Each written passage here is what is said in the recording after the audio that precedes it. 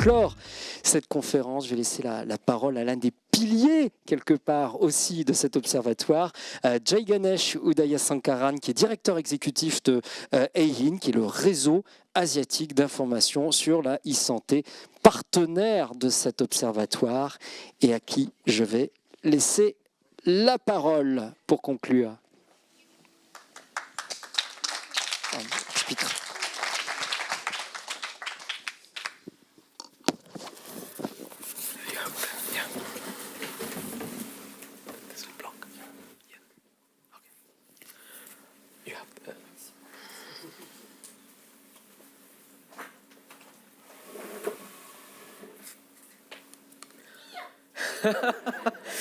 Thank you. Merci de me motiver.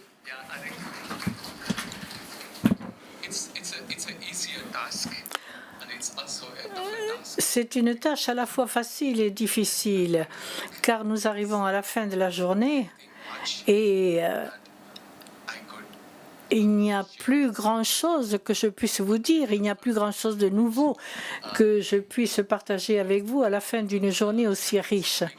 Mais j'aimerais vous faire un aveu. Je ne suis pas expert en équité de genre, mais je suis sensible à cette notion et j'essaie de mettre les choses en pratique. Donc je suis davantage un praticien. Et il y a beaucoup d'outils, il y a beaucoup de cadres, cela ne fait aucun doute. Et il y a un cadre sur l'équité, mais il y en aura d'autres à l'avenir. Mais à partir de là, où est-ce qu'on va? Une fois que l'on a l'opportunité de se rassembler et que l'on a partagé nos expériences respectives dans 3 régions du monde, 4 même, où allons-nous aller à partir de maintenant? C'est ça qui est important. Qu'est-ce qu'on va faire? Chaque goutte permet de faire un océan. Et il y a un long voyage commence par un seul pas. Donc ce qui m'intéresse vraiment là maintenant, c'est de vous poser la question. Après cet événement, après cette conférence, où allons-nous aller? Que va-t-on faire? Un petit rappel.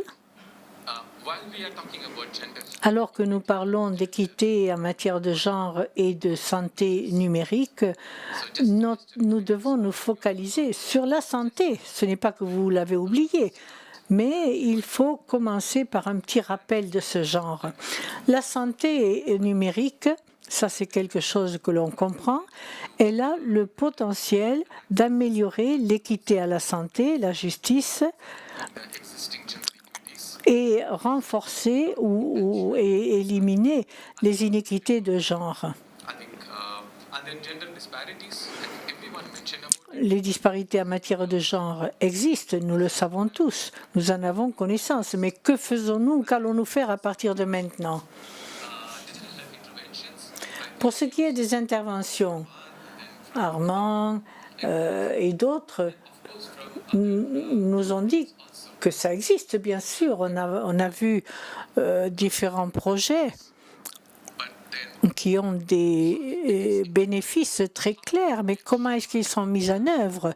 Comment est-ce qu'on s'assure que ces inégalités qui existent peuvent être réduites ou éliminées? Alors, concernant les biais de genre et la technologie, on reconnaît cela. Les femmes, bien entendu, très souvent se sentent exclues.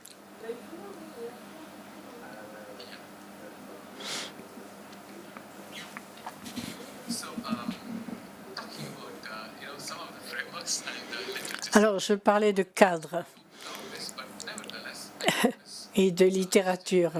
J'ai trouvé cette étude-ci très intéressante. Elle est un peu périmée, mais bon, là, dans cette étude, on considère ces 4 facteurs clés.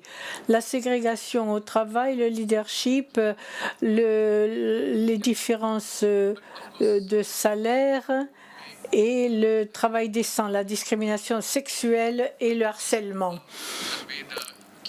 Mais je voudrais par ce biais vous transmettre un message clé. Les femmes donnent la santé mondiale. Les hommes la dirigent. Normalement, les hommes ont les rôles les plus importants dans leur majorité, dans le domaine de la santé. Même dans le domaine de la santé, je l'ai vu, même pour les hommes, c'est parfois difficile d'être promu, d'avoir des rôles plus importants. Je parle par expérience, ça prend du temps et des efforts. Et pour ce qui est des femmes dans le domaine des soins de santé, primaires surtout, les sages-femmes, etc., alors que les hommes sont plus présents dans le domaine chirurgical. Après, chez les seniors, ce sont les femmes. Alors là aussi, il y a un biais, il y a un préjugé. Les hommes ont les rôles les plus importants et les mieux payés. Il y a une ségrégation par genre, au niveau des salaires également, ce qui mène à une perte de talent. Il y a moins de femmes qui postulent pour certains postes.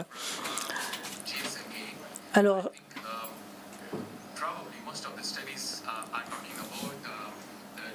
le fossé générationnel ici, c'est une information que j'ai trouvée. Certains orateurs ont parlé de l'exclusion des femmes, mais tout n'est pas négatif. Il y a une amélioration ici qui est intéressante. Ce fossé semble se réduire en Afrique, en Asie du Sud-Est. Néanmoins, ce fossé reste très important. On a parlé d'exclusion numérique, des programmes de couverture de santé. Les obstacles, c'est l'analphabétisme numérique, la sécurité, si les technologies sont abordables ou pas, expérience en matière de connectivité. Voilà donc différents obstacles, différentes barrières. Ici, nous avons quelques statistiques, mais je voudrais attirer votre attention sur cet exemple particulier des femmes dans l'éducation des sciences, technologies, ingénierie et mathématiques, les STEM. On peut parler de données, de ségrégation, de genre, mais si vous regardez les statistiques, on voit que les femmes sont sous-représentées dans tous les domaines, que ce soit les emplois, le nombre de chercheurs, les personnes qui sont bien rémunérées. Qu'est-ce qu'on peut faire là-dessus?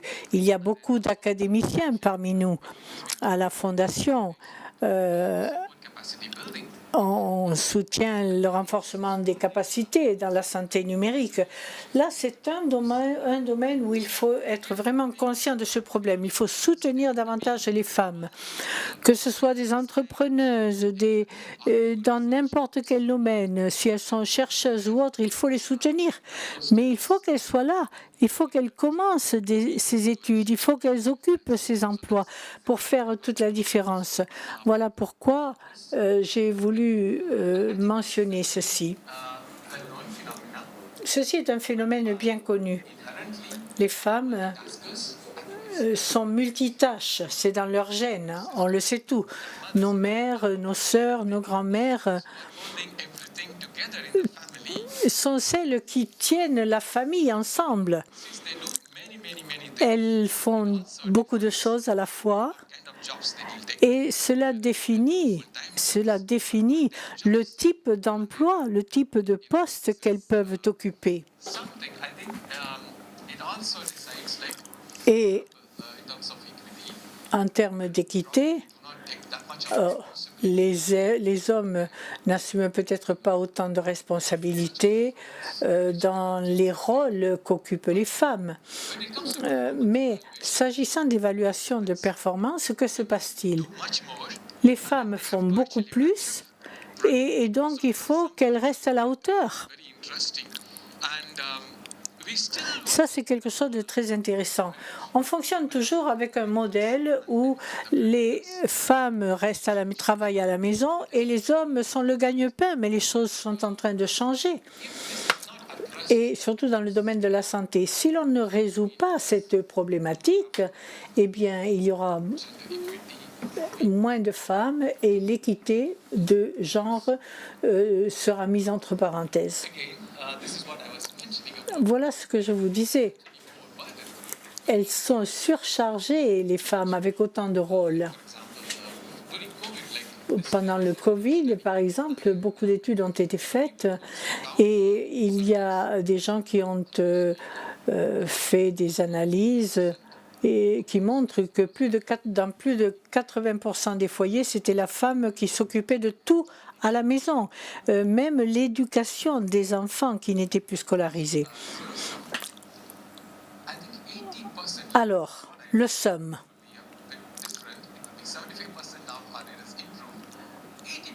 80% des responsables de niveau élevé dans les entreprises sont des hommes. Donc, le zéro SUM,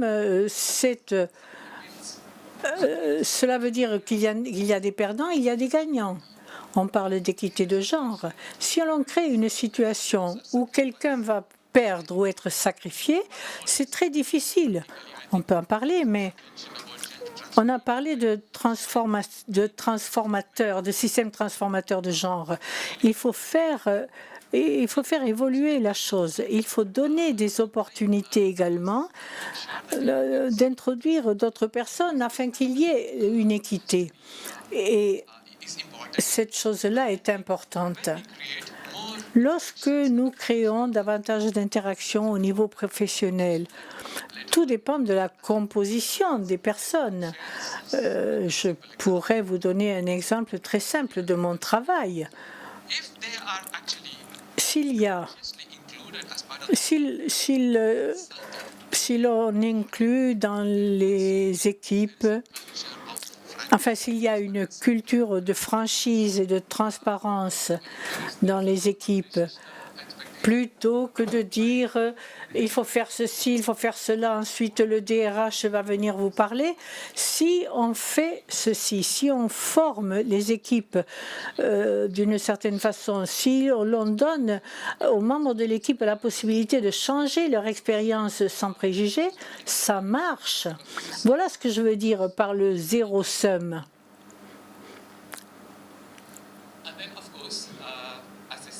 Alors, comme je l'ai dit, il y a beaucoup de cadres différents. Et ceci en est un que je trouve très intéressant. Il considère différents facteurs.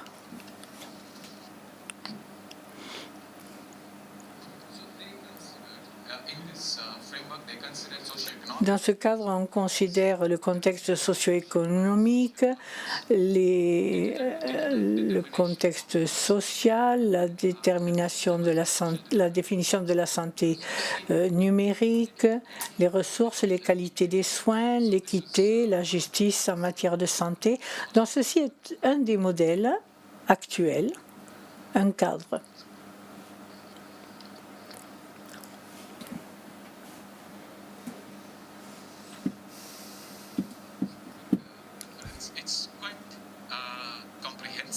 Alors, je vous donne là la référence. C'est tout à fait compréhensible. Et il inclut différents facteurs. Il nous faut avoir une approche holistique, les considérer tous ensemble parce qu'ils sont tous interreliés, ces critères. Si on a une approche holistique et qu'on met en pratique ce modèle, eh bien, cela donne la possibilité d'atténuer les biais de genre.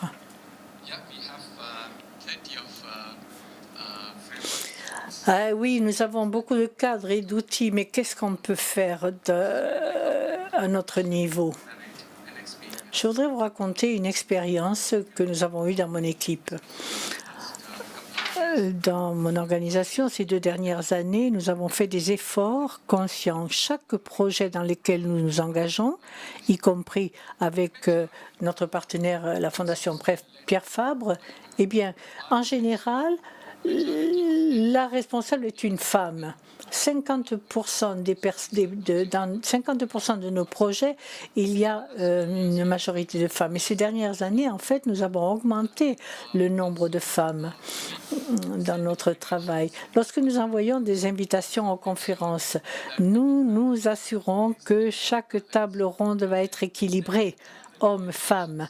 Mais il y a certaines limitations. Par exemple, on a demandé une nomination au ministère de la Santé. Eh bien, dans ce cas, le ministère ne va pas nécessairement nommer une femme. Mais on essaie de dire, voilà, on voudrait quelqu'un qui présente telle ou telle catégorie et qui soit de préférence une femme. Donc, on fait des petits pas, mais on les franchit, ces pas, et ça donne des résultats, y compris parmi nos membres, dans nos conseils, dans nos formations. À peu près 30% sont des femmes.